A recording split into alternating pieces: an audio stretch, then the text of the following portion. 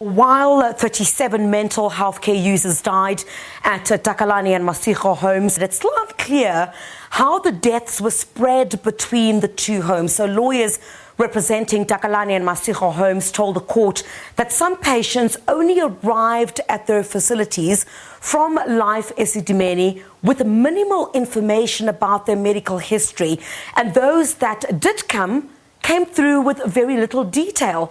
So the former managing director of Life Esidimeni disputes this, saying as far as he was aware, the patients left his facilities with adequate information and he doesn't know what happened after they left. The instruction that I received from clients is that the mental care users that were received by them had no recent periodicals. What's your comment? My comment would be similar as previously. I cannot account for what happened after documents were handed over to the Department of Health officials. Between leaving Life Esidimeni and reaching the destination NGO, that was totally out of my hands. Daphne Ndlovu was a social worker at the Takalani Rehabilitation Centre who testified at the arbitration hearings led by retired Justice Dehydration.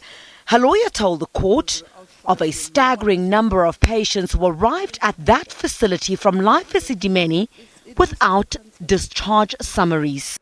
Doctor, the point that I'm trying to make before this honorable court, like I have already said, is that my client, Daphne Ndlovu, she's going to testify that 60% of the patients that Takalani Care and Rehabilitation Center received from Life Esidimeni, they did not have medical records. That is the point I'm making before the court. My lady, I will reiterate, it was not my responsibility to manage in transit of the mental health care users and their documentation.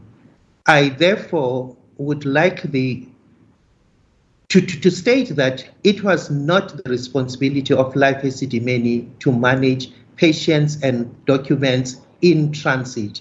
They were handed over to the Department of Health officials. Another NGO, Bopilong, also claimed that patients arrived at the facility without proper paperwork. Dr. Mukachwa,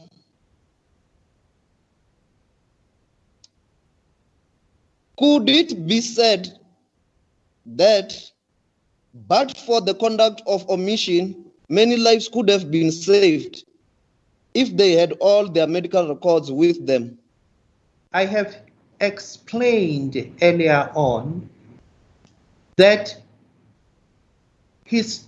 the current clinical condition, treatment, management of the patient was in the discharge summary that the patients had. That was vetted by our clinicians. That was vetted by the clinicians from the Department of Health. Therefore, there is no omission of medical records. Medical records necessary for the treatment or management of the mental health care user left with the healthcare user from Life Esidimeni.